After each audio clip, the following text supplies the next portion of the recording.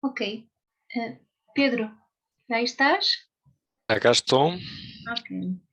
Então, hoje a sessão é sobre gestão terapêutica do doente Covid.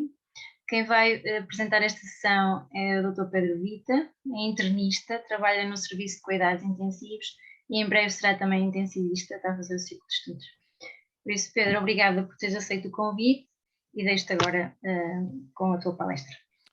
Gostaria de cumprimentar a todos por terem arranjado um bocadinho para estarmos a assistir isto. De certeza que se calhar não vou dar nada de novo, mas a ideia será chamar apenas alguns aspectos e também discutir qual é a nossa abordagem atual em termos de protocolo a nível do Centro Hospitalar do Porto, que é o local onde trabalho. Relativamente, pronto, o que é que nós iríamos começar a ver alguns aspectos gerais?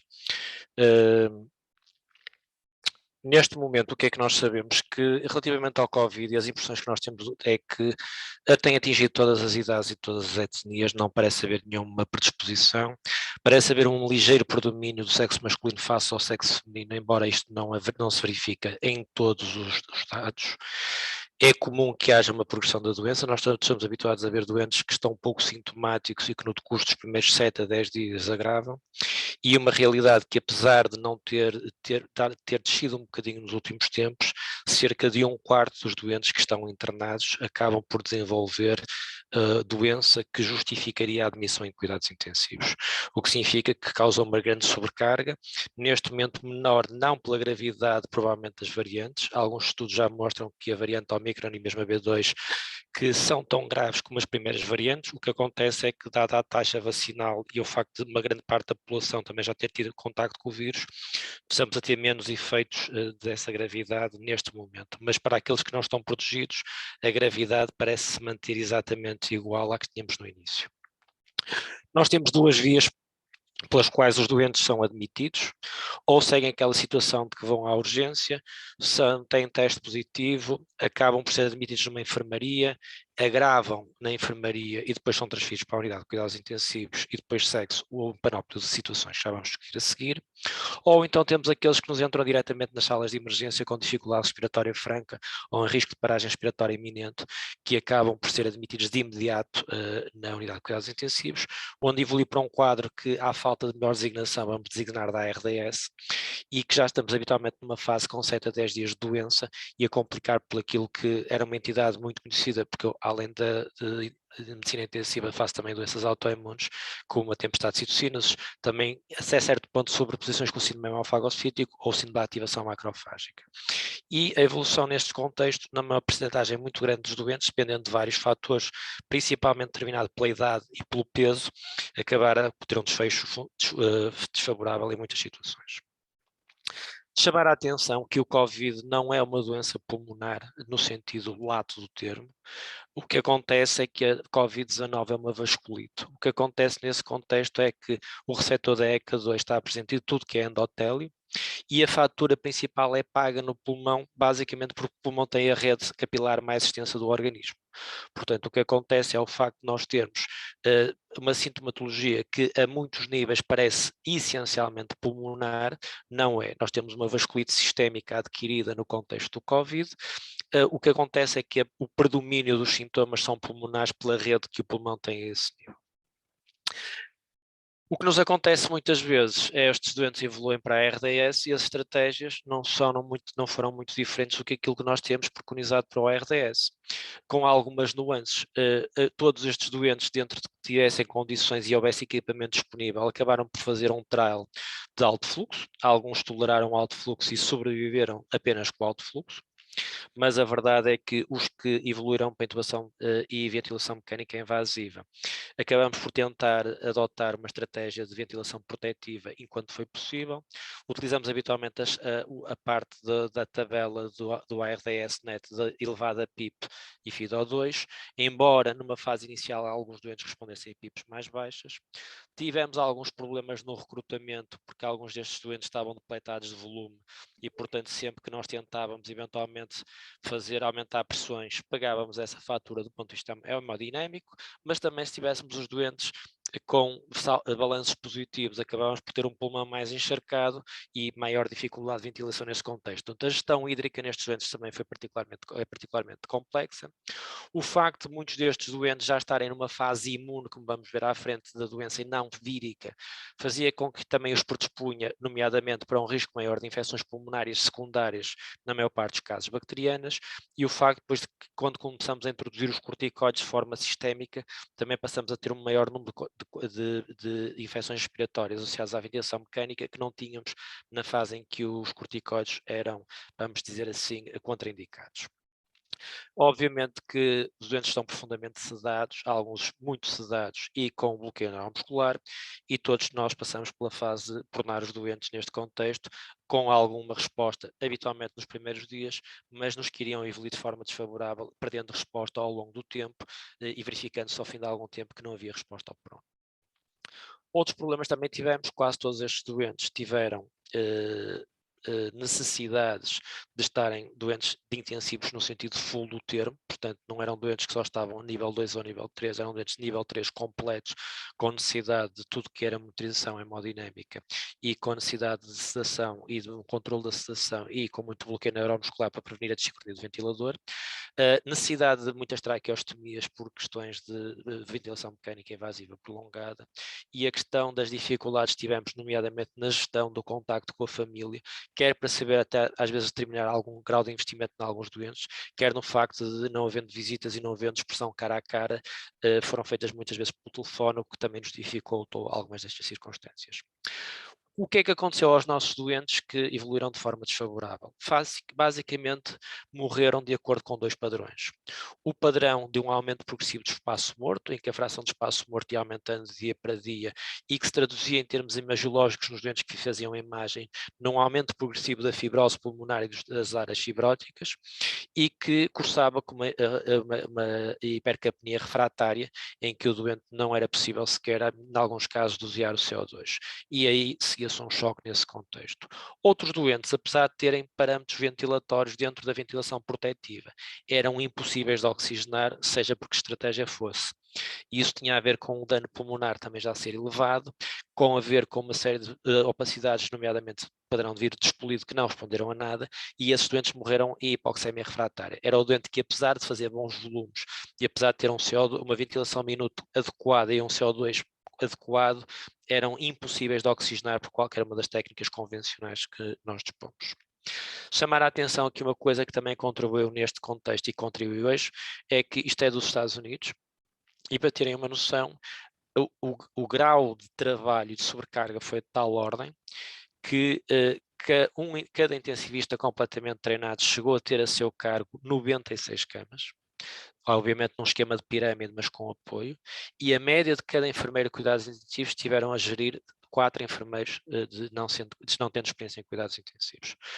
Felizmente cá nós não chegamos a este extremo, mas de qualquer das maneiras terem a noção que isto implicou, dado ao número de doentes que necessitaram de ventilação mecânica, um esforço muito extra por parte das equipas.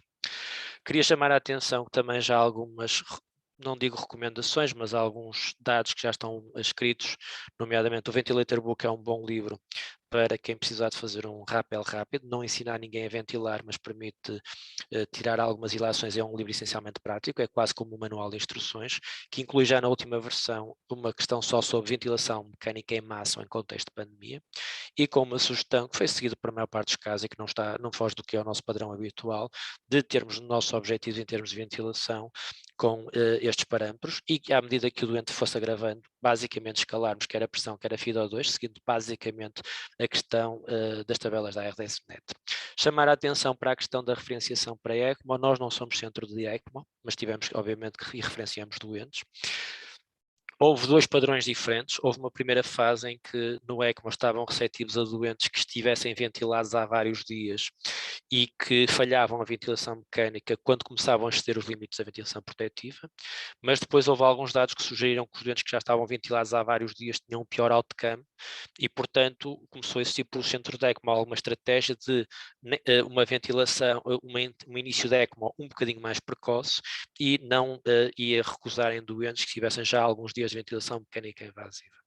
Outras estratégias ventilatórias também foram utilizadas, a prone position já falamos, e o APRV, que é um modo, para quem não estiver familiarizado, nós fizemos em alguns doentes poucos, é um modo que é uma ventilação sob pressão, em que o doente expira no momento de alívio de pressão, que tem um inconveniente técnico, dadas as pressões que são utilizadas, se o doente não estiver bem preenchido, o risco de um crash hemodinâmico acontece, e nós não fizemos isto de forma rotineira porque os resultados não eram brilhantes e porque muitos doentes não tinham hemodinâmica que o permitisse. Relativamente à questão das indicações para prone position, isto é standard em todo lado, mas no RAS inferior a 150 apesar de uma PIP elevada, os infiltrados pulmonares difusos e a evidência de consolidação no TAX disponível na parte posterior, uma vez que, invertendo a posição, poderemos melhorar o recrutamento. Obviamente que nós não fizemos prone em todos os doentes, alguns doentes tinham contraindicações para prone, nomeadamente a questão às vezes de lesões faciais, mas foi praticamente aquilo que nos... ou haver condições, nomeadamente abdominais ou drenos, alguns doentes já foram no contexto pós-cirúrgico e o Covid foi um efeito lateral que também contraindicavam ou que não davam garantias de segurança a pronar estes doentes.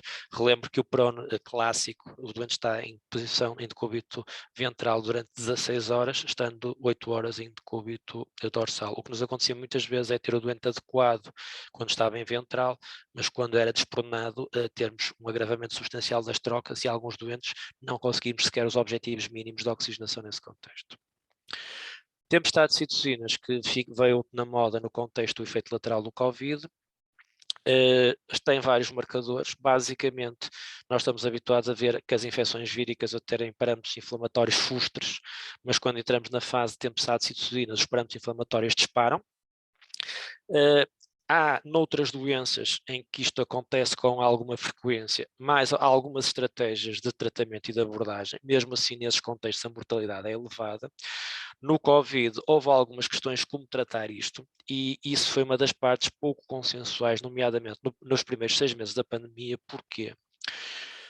Porque quase tudo o que nós sabemos relativamente ao SARS-CoV-2 já era conhecido há 10 anos antes por causa do SARS-CoV-1, ou seja, do SARS, que não chegou a Portugal, mas que envolveu alguns países, nomeadamente o Canadá, que se dedicaram a estudos, nomeadamente laboratoriais in vitro, e nós sabemos, por exemplo, que nos doentes com SARS que tinham feito corticoide tinham tido um bocadinho melhor prognóstico, embora a taxa de mortalidade no SARS é superior a 40%. A questão é que o corticoide também prolonga o risco de contágio porque transforma os doentes com uma carga viral mais alta e ficam contagiosos por mais tempo. Isso levou que a OMS e nomeadamente a IDSA não recomendassem a utilização de corticoides e não ser em situações muito excepcionais durante a primeira vaga. Situação que nós verificamos que ser posteriormente desadequada, ou seja, os corticoides permitem frenar este síndrome inflamatório, permitem melhorar a mortalidade, como o Ricardo depois veio a mostrar. O facto de os doentes serem contagiosos mais tempo é um risco que se corre, mas que neste momento não faz significado nenhum e na altura também poderia não ter feito significado.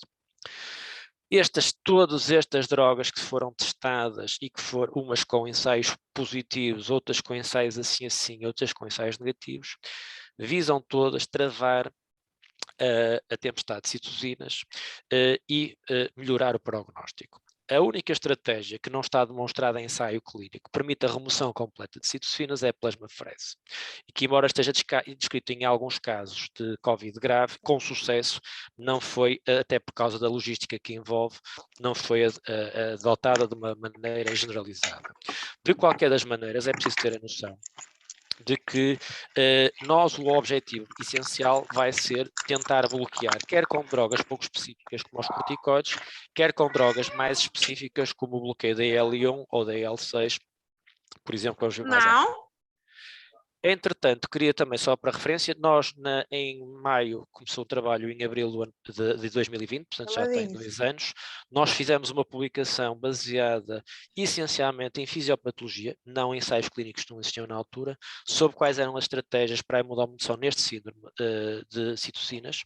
E se nós verificarmos, nós podemos dividir a infecção em 3 fases, e a fase em que os doentes vêm parar aos cuidados intensivos é a fase hiperinflamatória, e nessa fase já não temos praticamente resposta viral. O que nós temos essencialmente é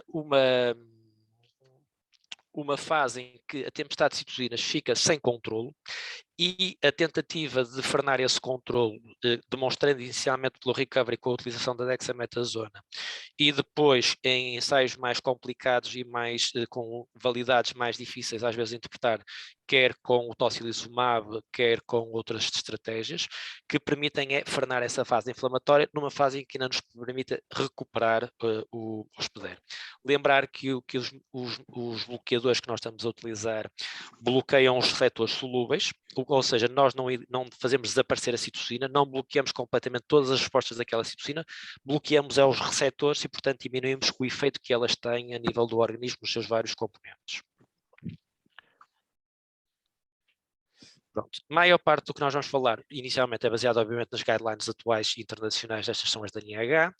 O Centro Hospitalar do Porto, na questão, recentemente, este grupo de trabalho, que está aqui citado, a quem eu agradeço o terem fornecido alguns dos dados que eu vos vou mostrar, elaborou um protocolo, baseadamente foi transcreverem para protocolo aquilo que nós já estamos a fazer na prática clínica desde cerca de um ano. E basicamente este é o algoritmo que nós fazemos de abordagem. Nós vamos ver alguns detalhes de cada um destes aspectos. A primeira coisa, obviamente, é a confirmação da infecção por SARS-CoV-2 e a estratificação em doença ligeira, moderada, grave e crítica, sendo que os doentes com doença grave e crítica, obviamente, têm direito a internamento hospitalar e são sobre essa fase que nós nos vamos debruçar, sendo que sabemos que 25% dos doentes com doença grave poderão desenvolver doença crítica e é esse lote que nos interessa e é esse lote que fez maior pressão sobre os nossos serviços. Obviamente numa abordagem há uma bateria de exames que são pedidos, uns com mais interesse, outros com menos interesse. É óbvio que nem tudo que está aqui está disponível em todo lado, nomeadamente, por exemplo, o SUPAR, para saber se eventualmente teremos indicação para utilizar a bloqueio da IL-1, a procalcitonina eventualmente poderá ser útil. Se tivermos dúvidas se há infecção bacteriana sobreposta, poderá ajudar-nos a desempatar até certo ponto. E o resto são marcadores para exclusão ou de outros diagnósticos associados e para verificar se temos outras condições, não vai nos estar a escapar outra doença. E nós nesta última fase, como sabem, temos tido muitos doentes que o Covid é por efeito lateral, ou seja, a doença principal não era a partir do Covid, o Covid foi positivo e o doente depois começou a ter sintomas de Covid já numa fase mais avançada. Ora, isto vai nos permitir, de acordo com os parâmetros de saturação e com a imagem, estratificar os nossos doentes. E depois da estratificação dos nossos doentes, decidirmos uma estratégia terapêutica, sendo que os doentes que estão na doença assintomática, ligeira ou moderada, a maior parte das vezes não necessitam de nenhum tratamento específico, a não ser tratamento sintomático. Nos doentes com doença grave e com doença crítica, neste momento temos capacidade de tentar, pelo menos em alguns deles, modificar o prognóstico que têm originalmente, uns efeitos mais marcados, noutros efeitos menos marcado. Obviamente que nós também temos que ter em atenção quais são os fatores de risco de mau prognóstico, nomeadamente os doentes com idade superior a 60, nas grávidas há algum risco. Os doentes estão imunodeprimidos, depende de qual é o imunossupressor. Por exemplo, houve muito receio nos doentes que, por exemplo, faziam biológicos por doenças autoimunes, o risco de terem doença Covid mais grave. Posso-vos assegurar que na nossa casuística isso não se verificou, até acabam por ter doença ligeira, mas se calhar também teriam a maior parte deles por causa da idade, mesmo os que são obesos. O facto de existência de doenças crónicas, doentes com neoplasia, claro, fatores clínicos que nos deixam preocupados. Nós todos andamos a fazer ROX e noutros contextos para percebermos como é que isto vai evoluir e qual era o risco de intubação dos doentes. E há alguns achados laboratoriais que nos aumentam o risco. Estes achados laboratoriais são importantes não só pela questão de nos traduzir em gravidade, mas porque os padrões de ativação que vamos verificar em termos laboratoriais, na ausência de um laboratório que nos meça, por exemplo, citocinas, permite-nos eventualmente estimar qual é a citocina predominante no nosso doente que está a condicionar o seu quadro de tempestade de citocinas. E nós vamos ver essa parte mais à frente. Obviamente que é necessário excluir a infecção bacteriana, não há bons indicadores. A procalcitonina tem sido o nosso desempate, porque estes doentes muitas vezes têm PCRs elevadas exclusivamente pelo Covid, mas por corticoide ou por alguns imunomoduladores nestes doentes deixa-nos alguma margem de algum receio e, portanto, é um bom indicador e sempre que disponível nós sugerimos que seja pedido, uma vez que nos permite excluir a infecção, diminuir a probabilidade de termos uma infecção bacteriana e, se ele estiver elevado e houver necessidade, tratar conjuntamente com antibioterapia. Obviamente que no nosso dia-a-dia fomos fazer nutrição, atendendo obviamente ao envolvimento cardíaco. O envolvimento cardíaco baseia-se no mesmo princípio que eu falei no início, é uma vasculite e o coração tem vasos e tem vasos que precisa deles para alimentar as coronárias e, portanto, e para fazer a irrigação do miocárdio. E a seguimento da evolução dos parâmetros inflamatórios, nomeadamente se os parâmetros inflamatórios estão em fase ascendente ou não, principalmente se o doente foi internado antes do 7º dia, uma vez que nós esperamos, se houver uma evolução desfavorável, o agravamento dos parâmetros inflamatórios, nomeadamente entre o 7º e o 10º dia, às vezes podem se estender até o 14º dia. No doente em que é admitido na enfermaria, o que é que nós fazemos? Basicamente, seguimos o protocolo do recovery, havendo insuficiência respiratória, e mantemos então a dexametasona durante os 10 dias. Se tivermos sinais de ativação de ativação IL-1, podemos eventualmente utilizar o anakinra. O anakinra, basicamente, se quiserem, é um Benuron, é um paracetamol XL. A capacidade que ele tem, essencialmente, bloquear a IL-1. Não bloqueia muito o sistema imunitário em termos de controle de infecção, bloqueia essencialmente a questão das manifestações inflamatórias, da febre e da ativação inflamatória. O anakinra caiu um bocadinho dos usos das doenças reumáticas pelo facto de ser uma injeção diária e, portanto, nesse contexto caiu um bocadinho em desuso nessa circunstância. Depois, eu pedia só se alguém tivesse o microfone ativado, que se desativasse, por favor, senão temos assim um certo ruído de fundo, mas se for preciso interromperem, interrompam à vontade, não tem problema nenhum. O Remdesivir ainda está recomendado, é um bocadinho para aquilo para quem acredita. Nós que estamos a falar de cuidados intensivos, essencialmente, basicamente o doente quando entra nos cuidados intensivos, a fase do Remdesivir já passou, e habitualmente quando o doente é internado, a fase do Remdesivir ou já passou ou está a passar. De qualquer das maneiras, ele não foi retirado das guidelines, acho que tem um interesse muito relativo nesta circunstância na nossa gestão diária. De qualquer das maneiras, termos a noção de que ainda está recomendado para a enfermaria, ou pelo menos não saiu essa de recomendação. Se há um agravamento clínico, principalmente se há um aumento substancial da FiO2 ou a necessidade do doente ser submetido a intubação mecânica invasiva. O tocilizumab tem a indicação nesse contexto, a dose é uma dose única de 8 mg por quilo. Alguns trabalhos mostram que podemos repetir a dose passado 12 horas, mas eu queria vos lembrar só de que o efeito sobre a IL-6, se for doseado, ou sobre os marcadores inflamatórios do tocilizumab pode demorar até 5 dias.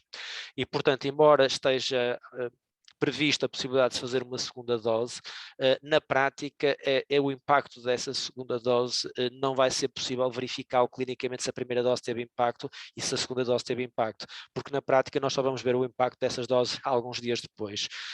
Há trabalhos que também mostram que meia dose, os 400, em alguns casos são suficientes, mas de qualquer das maneiras a nossa proposta é em enfermaria fazer o anakinra, quando o doente chega a cuidados intensivos, escalar para tocilizumab. Há uma possibilidade de se fazer um bocadinho diferente, que eu vou mostrar à frente porquê, mas esta é a nossa sequência que está aprovada de uma maneira genérica, assumindo que não houve capacidade de medir nem o SUPAR, nem a IL-6 de forma rotineira, que é o que acontece na maior parte dos nossos hospitais.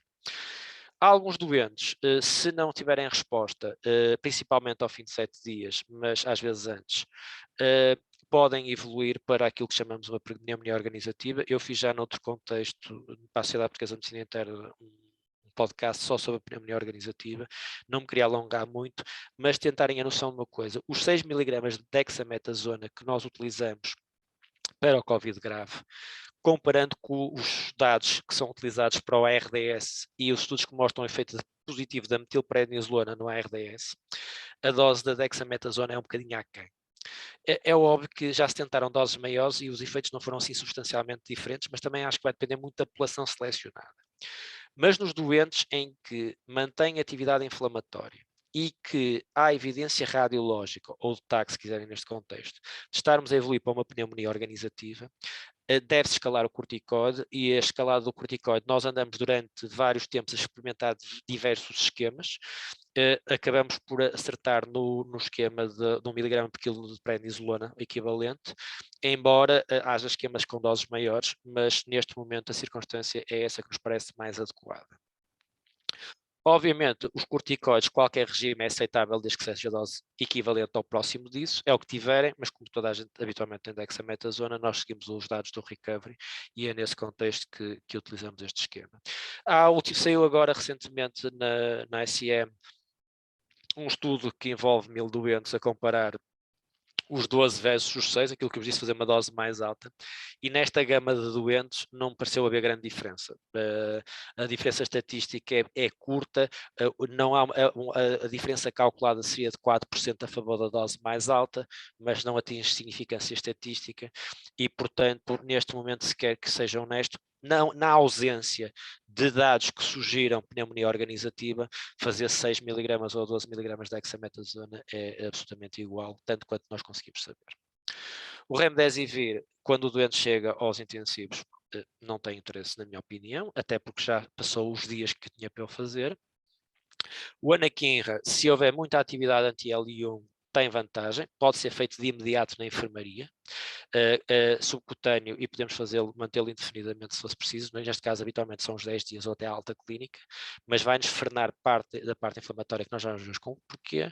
E o tocilizumab, esse sim tem sido, não digo completamente restringido aos cuidados intensivos, mas a maior parte dele é feito nos cuidados intensivos ou então doentes na enfermaria que estão quase pré-cuidados intensivos, que fazem dessa maneira. Nós ultimamente os doentes já temos recebido quase a seguir à administração do fármaco, mas nessa perspectiva de termos essa noção que é um fármaco que, quando obviamente se estivermos a fazer bloqueio de L1, e se recebermos o doente para fazer tocilizumab, obviamente temos que parar o bloqueio de L1. Tirando em situações muito excepcionais e para o Covid não está estudado, não é recomendado em circunstâncias nenhuma a associação de biológicos com o efeito de bloqueio das antirrelicinas neste momento. Como é que nós podemos tentar, às vezes, se tivermos dúvidas, porque o doente vem-nos da enfermaria, estava só com corticoide, não fez nem anakinra nem tocilizumab, e qual é que será mais adequado? Vale a pena fazer aí na anakinra ou faço logo tocilizumab porque o doente agravou nas 24 horas? Qual é a estratégia? Corro mais riscos com um, corro mais riscos com outro? A maior parte dos riscos são teóricos. A verdade é que havia muita preocupação com o risco de infecções, nomeadamente com o tocilizumab, e a verdade é que nenhum ensaio mostrou que houvesse um aumento de risco face à população geral, face ao grupo placebo, nomeadamente com Covid. Nos doentes em que vejam que há uma PCR muito elevada e que há uma linfopenia marcada, é mais provável ter um padrão de ativação IL-1 do que ter um padrão de ativação IL-6.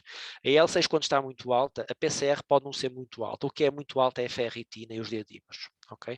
Principalmente, claro que aí convém eventualmente ter um angiotaque para escolher que não haja um fenómeno de tromboembólicos, nomeadamente embolismo pulmonar, mas de qualquer maneira, se virem um doente com PCR muito elevada e com linfopenia muito marcada e que ainda não fez um fármaco, um bloqueio de interleucinas, se calhar o anakinra vai pegar melhor.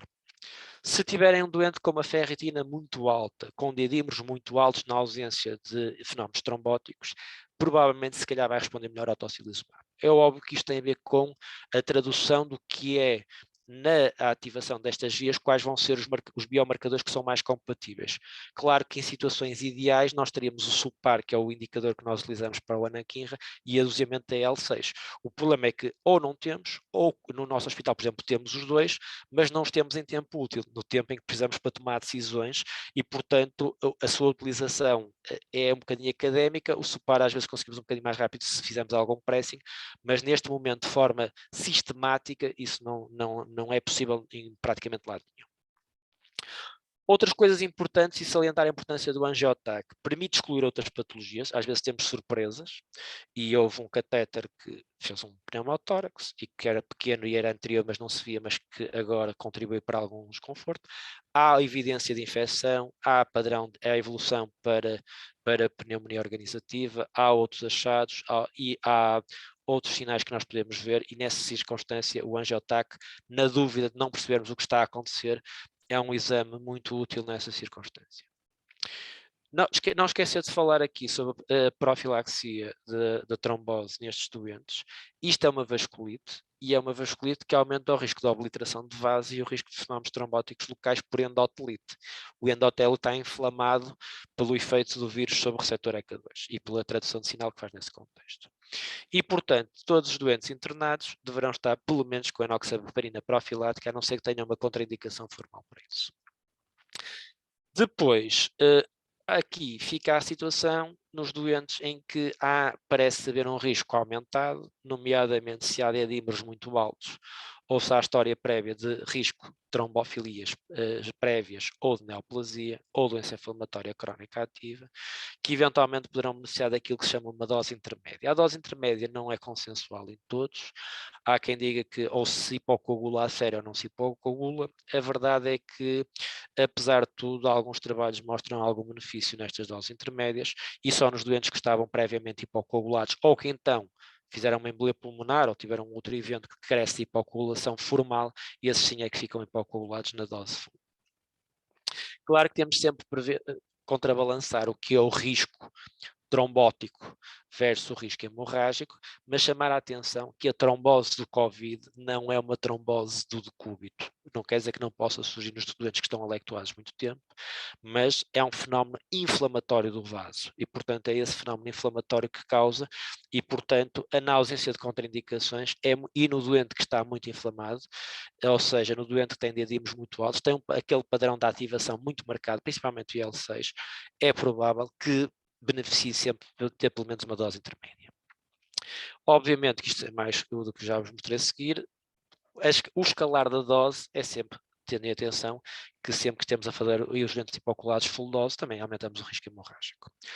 Falando só um bocadinho sobre a pneumonia organizativa, queria-vos mostrar aqui estas duas imagens. Todos já viram seguramente isto. Obviamente que o que nos interessa mais vê-se mal, mas a ideia é, nomeadamente, estas áreas de padrão de expelido, a distribuição que nós temos em termos das opacidades. E essa distribuição faz-nos sugerir que este doente precisa de uma dose mais alta e mais prolongada de corticoides, na tentativa de recuperarmos estas áreas que ainda são ventiláveis. Poderão ser eventualmente voltar a ser ventiláveis. Se tivermos um padrão de fibrose muito marcado, já em favo de mel acontece às vezes em alguns doentes, provavelmente estamos a aumentar espaço morto. E a nossa experiência é que quando se tentarem estimar o espaço morto, utilizando o end-tidal, acabamos por, quando os doentes começam a ter mais de 40% de espaço, 35% a 40% de espaço morto, muito provavelmente são doentes que nós já não vamos conseguir recuperar e que vamos ter aquele trajeto de vários dias de ventilação, resposta ao prono, deixa de ter resposta ao prono e depois começamos a ter, habitualmente, hipercapnia refratária. Portanto, já vimos há bocado o esquema, não esquecer que o dedo tem que ser revalidado às 4 semanas e alguma cuidado com o desmame lento, com o desmame do corticoide.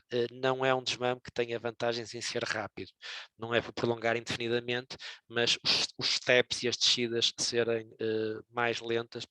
Estamos a ter também alguns fenómenos, em alguns doentes raros, mas, por exemplo, de quadros que simulou púrpura Lennox online, por exemplo, com púrpura palpável, às vezes com lesões vasculíticas cutâneas e com depósitos de IgA que estão associados, nomeadamente, a Covid, em alguns já vacinados, ou às vezes algum efeito de doentes que vão no segundo Covid e começam a ter outros sintomas, ou seja, os italianos já tinham descrito isso na primeira vaga, as pessoas que tiveram Covid mais que uma vez parecem começar a ter maior risco de fenómenos mais raros, nomeadamente associados ao efeito vasculítico da Covid-19. Relativamente aqui, fazemos o esquema, TAC, mantemos aquela dose durante 4 semanas, TAC, se estivermos ainda às alterações, mantemos mais 6 semanas, mas atenção que, se for preciso, a maior parte dos doentes precisa de se prolongar o desmame. Se houvesse alguma questão, estaria à disposição. Tentei cumprir assim uma meia hora para isto não ser muito sobrecarregado e estou à vossa disposição.